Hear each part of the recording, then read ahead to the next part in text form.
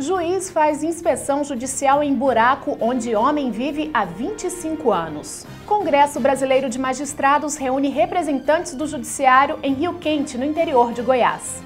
Decisão da Justiça em conceder licença maternidade é comemorada por mãe que adotou criança. E em nosso estúdio vamos receber o desembargador Luiz Cláudio Veiga Braga. Vamos falar sobre um assunto que está sendo bastante debatido na sociedade: a violência contra a mulher. Esses são os destaques do Agenda Judiciária dessa semana.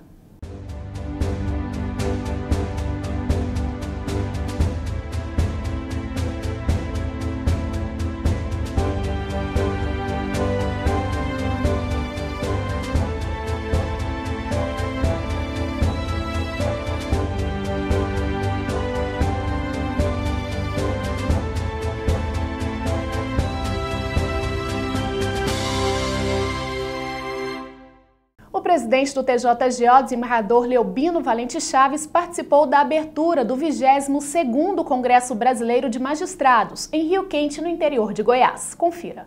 Juízes de todo o país, autoridades, ministros e políticos estiveram presentes na cerimônia. O congresso foi aberto pelo presidente do Supremo Tribunal Federal e do Conselho Nacional de Justiça, Ricardo Lewandowski. Ao todo, 1.500 pessoas participaram do congresso, que também foi prestigiado pelo vice-governador de Goiás, José Eliton.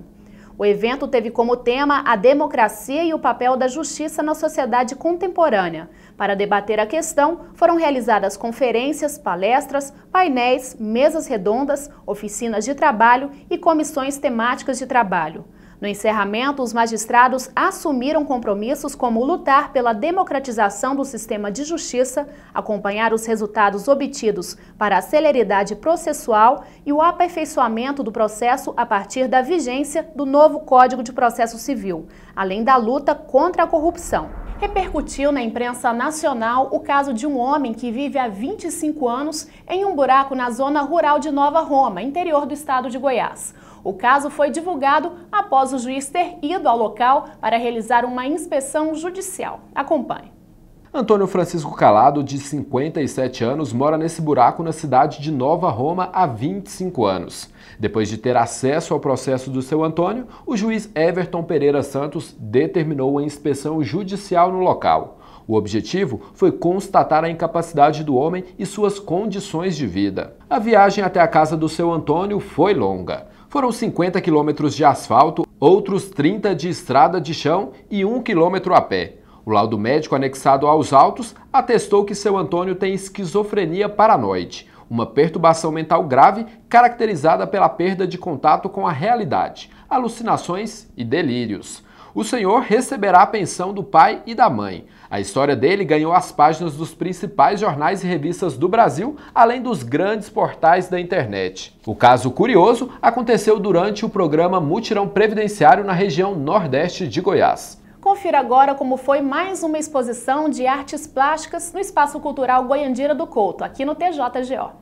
As obras da artista plástica Adriane Gonzaga ficaram expostas no hall do Tribunal de Justiça do Estado de Goiás de 27 de outubro até o dia 6 de novembro. Quem passou pelo local pôde observar as 13 telas nos mais variados estilos. Predominante, a arte realista. A artista começou a pintar ainda na infância. O que era apenas um hobby, mais tarde tornou-se profissão. A exposição no Judiciário Goiano é a primeira que Adriane participa. As peças da artista ficam expostas em um ateliê onde ela faz as pinturas.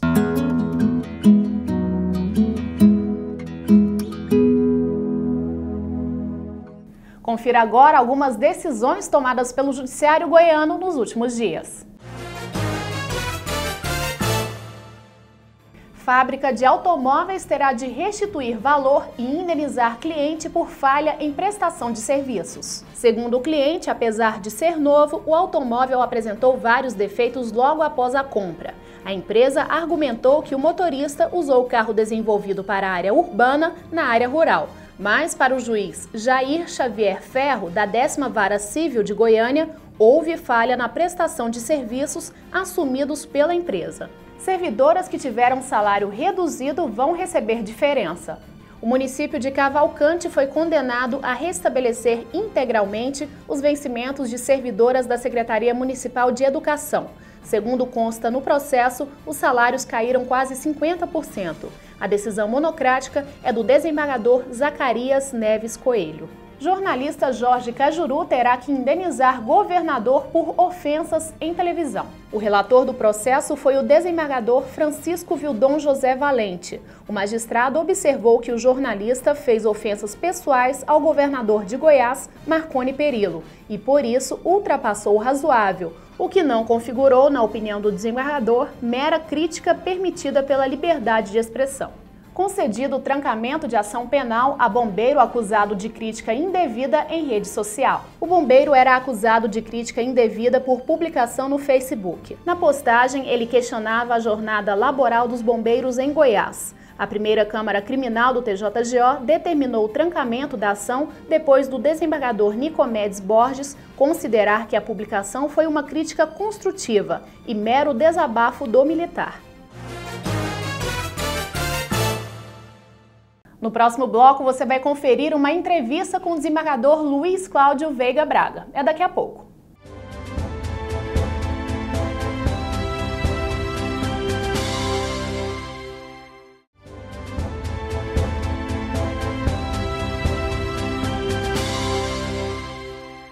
Chegou a hora do quadro Justiça em Foco. O nosso convidado no quadro Justiça em Foco de hoje é o desembargador Luiz Cláudio Veiga Braga, presidente da Coordenadoria Estadual da Mulher em Situação de Violência. Desembargador, seja bem-vindo mais uma vez. Boa tarde, meu muito obrigado. Bom, está confirmada a data da terceira edição do Justiça pela Paz em Casa. Desembargador, qual a data e qual a expectativa para esse evento, que é um evento importante nessa luta e nesse combate da violência contra a mulher?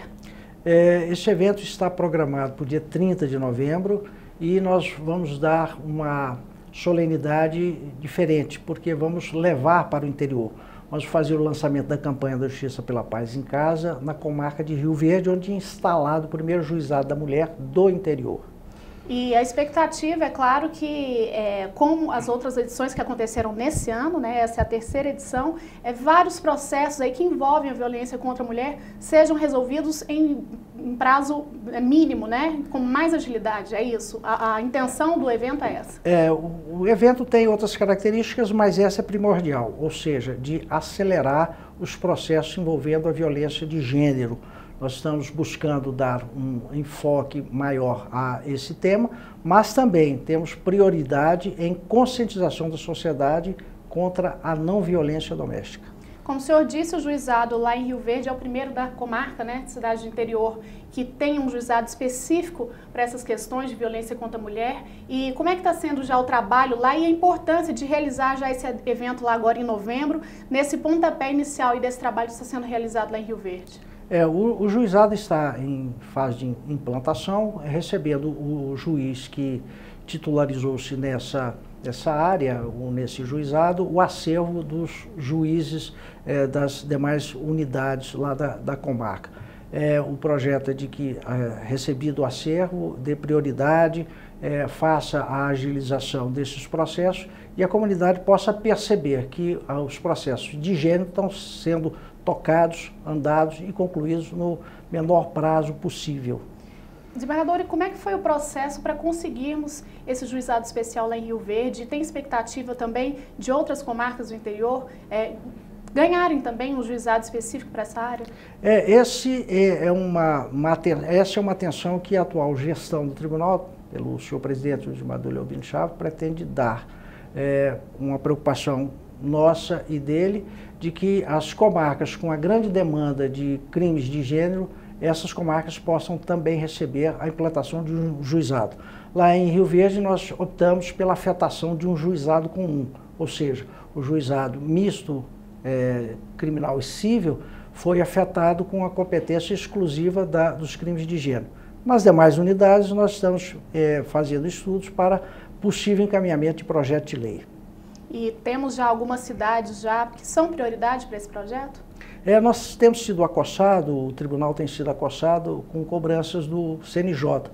Cidades que têm uma grande demanda, um grande volume, há um crescente número de crimes de gênero que devem ter prioridade. A exemplo de Catalão, Lusiânia, Anápolis, Aparecida de Goiânia. Deverão ser as próximas cidades, então, com esse juizado especial. Esse é o propósito, de que essas comarcas possam ser atendidas com a instalação de um juizado da mulher. Infelizmente, né, essa questão da violência contra a mulher é muito atual, né, em toda a nossa cidade, no estado como um todo. Tanto é que nacionalmente também, né, tivemos agora o tema do Enem, né, a prova para os estudantes ingressarem nas faculdades de todo o Brasil, foi o tema da redação do Enem, essa prova importante aí. O senhor acha que é um caminho importante esse de colocar como debate, para a sociedade realmente conhecer esse problema e enfrentá-lo? É fundamental. E veja que a instituição de ensino procurou trazer para o foco de uma discussão o crime de gênero, a violência de gênero.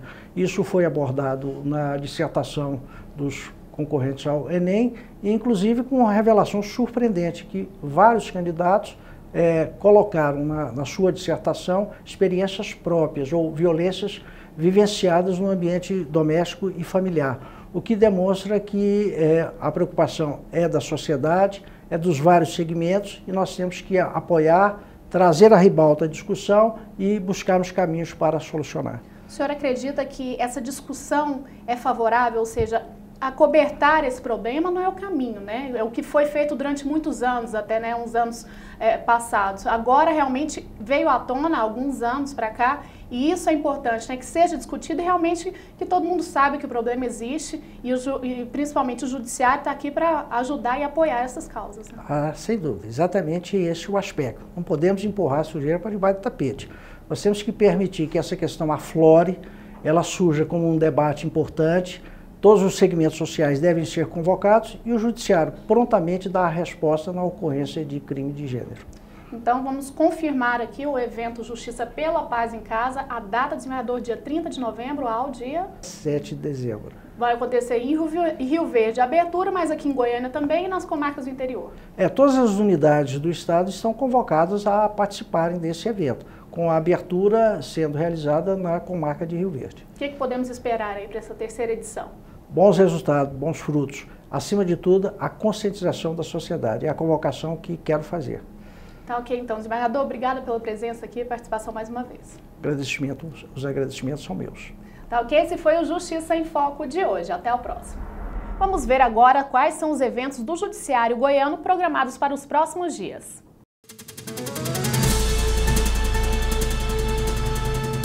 O mutirão previdenciário do programa Acelerar estará na próxima semana nas cidades de São Miguel do Araguaia e Porangatu. A previsão é que sejam realizados 500 atendimentos nos municípios.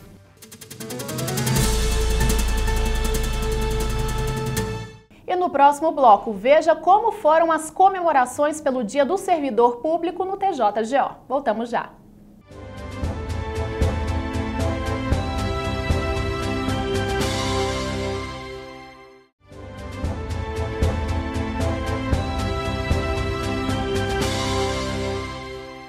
A Corregedoria-Geral da Justiça de Goiás divulgou o balanço dos atendimentos realizados via chat online. Vamos conferir os números.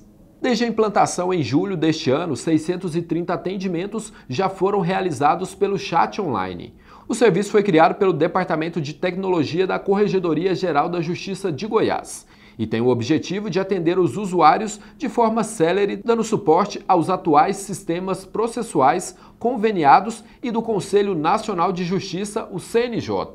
Antes, o serviço era feito apenas por telefone. Durante os 3 meses de atendimento, 244 deles foram direcionados para o serviço de atendimento ao usuário, 160 para o sistema de selo eletrônico, 71 para o sistema controle, 78 para o malote digital, 33 sobre o sistema de combate à fraude, 33 sobre o sistema SPG e SDM2, 20 sobre o Projude e PJE e 1 sobre o Cadastro Nacional de Adoção. Uma mulher recorreu à justiça para garantir o direito à licença maternidade após adotar uma criança de 2 anos. Confira. Uma mãe declaradamente coruja. Brasineide Ferreira Pimenta não esconde o orgulho e afeto, enquanto mostra fotos da filha adotiva, Ana Júlia, de 4 anos. Nas imagens, o carinho e a cumplicidade ficam evidentes.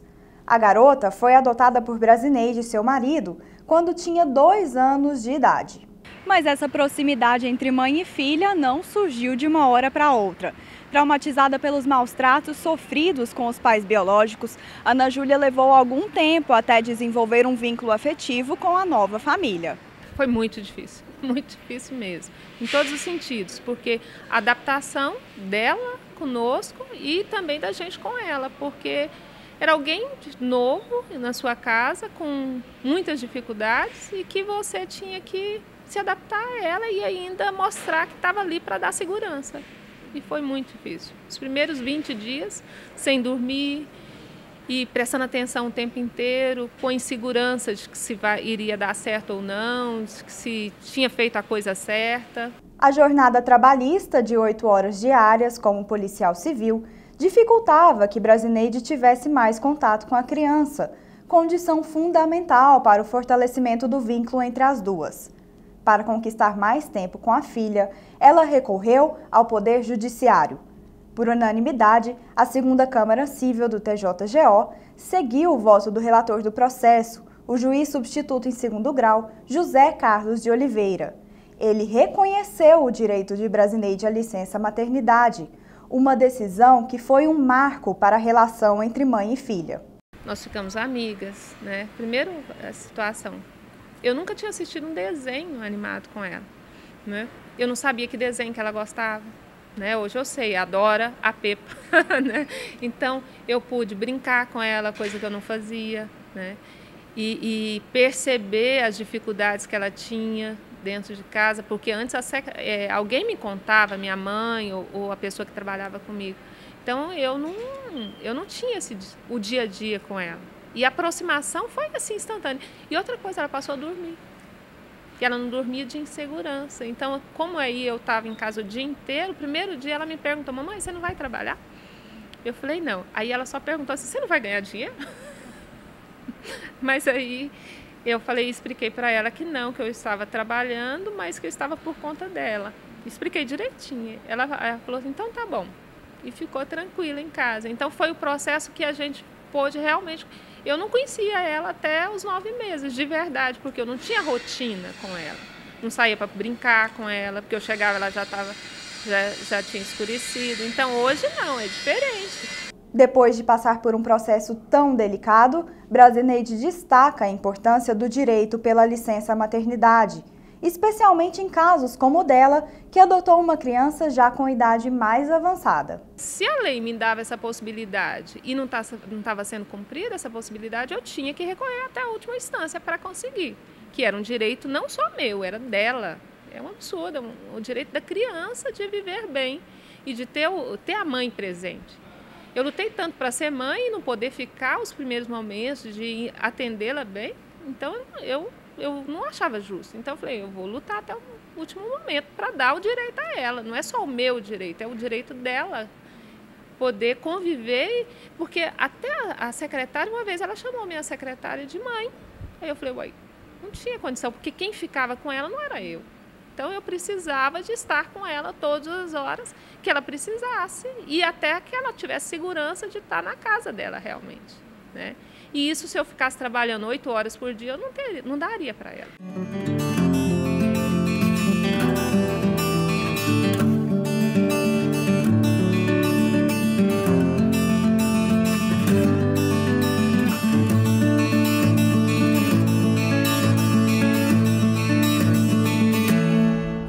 O Tribunal de Justiça do Estado de Goiás realizou uma bela homenagem pelo Dia do Servidor Público. Confira. Os servidores participaram de um culto ecumênico no auditório do prédio do Tribunal de Justiça do Estado de Goiás. A celebração contou com a apresentação do coral Vozes da Justiça, que cantou músicas italianas e animou o público.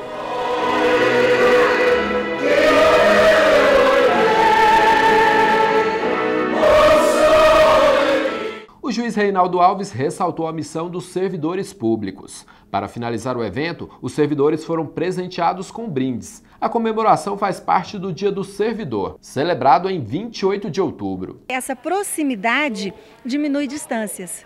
Então é maravilhoso também, porque integra qualidade de vida, trabalho em equipe, criatividade, postura, bons relacionamentos, né? E é um momento de desestresse, além de que a gente faz música e trabalha todo esse conceito de educação musical dentro do coral. A procura pelos serviços do judiciário tem aumentado a cada ano. O acesso à justiça é um direito social fundamental. No Brasil, é garantia constitucional. O Judiciário goiano trabalha dando suporte para que toda a população tenha esse acesso para a resolução de seus problemas. E em busca pela prestação jurisdicional ativa e célere, os atendimentos feitos fora do horário forense é uma das preocupações do Tribunal de Justiça do Estado de Goiás. A cada semana, uma equipe é designada para atender nos plantões, tanto no primeiro quanto no segundo grau de jurisdição. No caso nosso, os juízes substitutos em segundo grau, eles respondem pelo plantão em segundo grau. É feita uma escala semestral, né? E então a cada semana um novo juiz é convocado. Com ele vai também 2 servidores que ficam à inteira disposição para atender os casos urgentes da competência do Tribunal de Justiça do Estado de Goiás. A equipe que atende as ações de primeiro grau nos plantões é sempre bastante procurada. A composição de profissionais é a mesma dos plantões do segundo grau. Normalmente são escalados o oficial de justiça, o escrivão, o juiz, há também um promotor de justiça. Quando há necessidade, a pessoa, a parte, o jurisdicionado, ele entra em contato com o oficial de justiça e às vezes protocola, então obtém informações e aí, dependendo da situação, a petição inicial ou o pedido é encaminhado para o juiz para análise. Os casos mais recorrentes ocorrem no fim de semana, sábado e domingo, em que há comunicado de flagrante e o juiz deve analisar o flagrante se ele está correto e verificar se é o caso de conversão de prisão preventiva ou aplicação de alguma medida alternativa. Isso aí, normalmente, nos fins de semana, no sábado e no domingo, é o que mais acontece. Os casos atendidos nos plantões são os de comprovada urgência de acordo com a resolução número 71 do CNJ. Em algumas situações, a decisão judicial tomada no plantão é tão importante que pode até mesmo salvar uma vida. Quinta-feira, por volta das 10 horas, entrou um pedido para que fosse determinado um plano de saúde que internasse 2 recém-nascidos, que estavam correndo risco de vida e o plano se recusava. Então havia necessidade do Poder Judiciário intervir àquela hora da noite para que a vida deles fosse preservada. Confira agora quais casos podem ser atendidos nos plantões de acordo com a resolução do CNJ. Pedidos de habeas corpus e mandados de segurança em que figurar como coautor autoridade submetida à competência jurisdicional do magistrado plantonista. Comunicações de prisão em flagrante e a apreciação dos pedidos de concessão de liberdade provisória, em caso de justificada urgência de representação da autoridade policial ou do Ministério Público visando a decretação de prisão preventiva ou temporária. Pedidos de busca e apreensão de pessoas, bens ou valores, desde que objetivamente comprovada a urgência. Medida cautelar de natureza civil ou criminal que não possa ser realizado no horário normal de expediente, ou de caso em que da demora possa resultar risco de grave prejuízo ou de difícil reparação. Você que procura uma oportunidade de emprego no Judiciário, fique ligado aos processos seletivos abertos.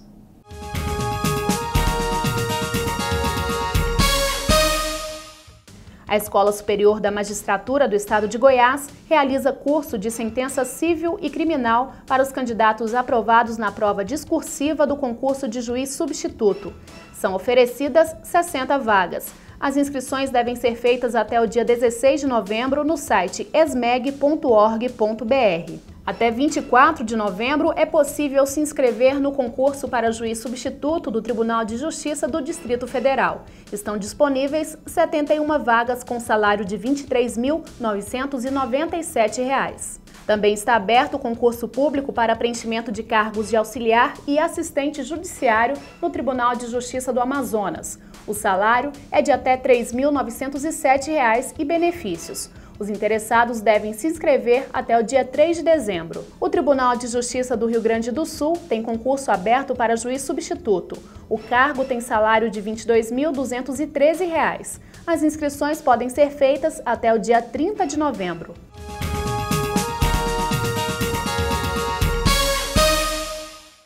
E termina aqui mais uma edição do Agenda Judiciária. Uma ótima semana para você e a gente se encontra no próximo programa.